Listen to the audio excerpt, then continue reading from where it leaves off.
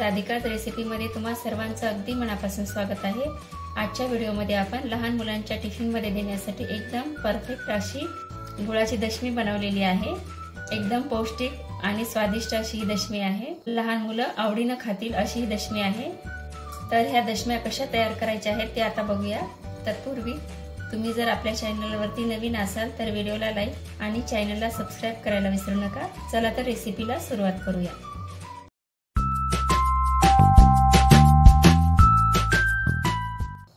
या ठिकाणी गोड दशमी बनवण्यासाठी दूध आणि गूळ घेतलेला आहे। तर गूळ आहे 1 वाटी आणि दूध आहे अर्धी वाटी। दूध गरम करून थंड करून घेतलेला आहे। गरम दुधामध्ये गूळ टाकायचा नाही, नाहीतर दूध फाटण्याची शक्यता असते। दुधामध्ये गूळ टाकून मी हाताने एकदम बारीक करून घेतलेली आहे पेस्ट।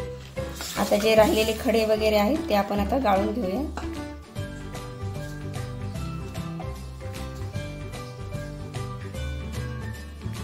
आता यामध्ये आपल्याला चवीनुसार मीठ टाकून घ्यायचं आहे आणि विलायची पूड 1 छोटा चमचा। थोडंसं आपल्याला जायफळ किसून टाकायचं आहे। जायफळाने दशमीला एकदम छान टेस्ट येते, त्यामुळे थोडंसं टाकायचं आहे। आता यामध्ये आपण गव्हाचं कणिक टाकून घेऊया। आता हे कणिक आपल्याला व्यवस्थित मळून याचा उंडा बनवून घ्यायचा आहे। या ठिकाणी मला जवळपास 5 वाटी कणिक लागलेला आहे। अशाच प्रमाणामध्ये आपल्याला उंडा मळून घ्यायचा आहे। जास्त घट्ट पण नाही आणि जास्त पातळ पण नाही। आता थोडंसं याला तेल लावून पुन्हा थोडंसं मळून घेऊया। चिकट असल्यामुळे हा उंडा असाच होतो, एकदम पोळीसारखा मऊसूद होत नाही। आता आपण लगेच छोटे छोटे गोळे करून दशमी तयार करायला घेऊया। छोट्या छोट्या आकारामध्ये असे गोळे बनवून दशमी लाटून घ्यायची आहे। पिठामध्ये बुडवून लाटून घ्यायची आहे।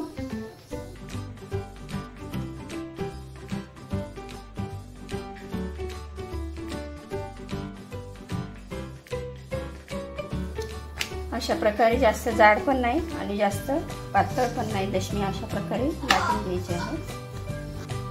तवा तापलेला आहे, थोडंसं तेल टाकून घेतलेलं आहे।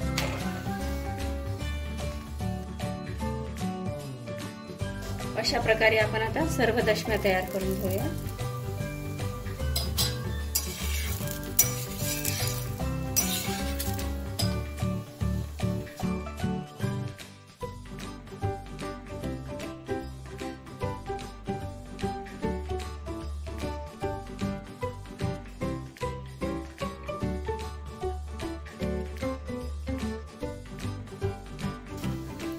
आपली दशमी भाजून झालेली आहे, आता आपण काढून घेऊया। दशमी तयार करताना एकदम आपल्याला पुरणपोळीसारखी नाजूक पद्धतीनेच करायची आहे। जास्त दाब देऊन करता येत नाही तर फाटू शकते, त्यामुळे एकदम हलक्या हाताने दशमी करायला घ्यायची।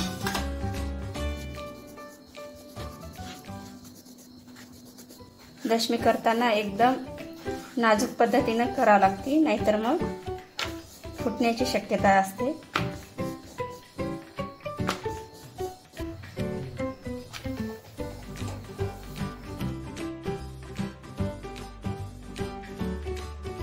लहान मुलांच्या टिफिन मध्ये देण्यासाठी एकदम मस्त ऑप्शन आहे।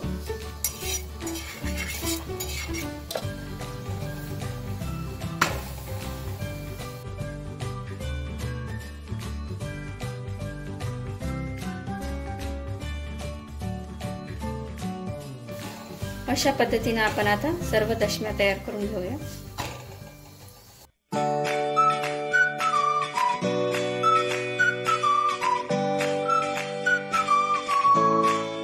बघू शकता आपल्या दशम्या एकदम जबरदस्त अशा तयार झालेल्या आहेत। तुम्हाला एक दशमी मी मोडून दाखवते।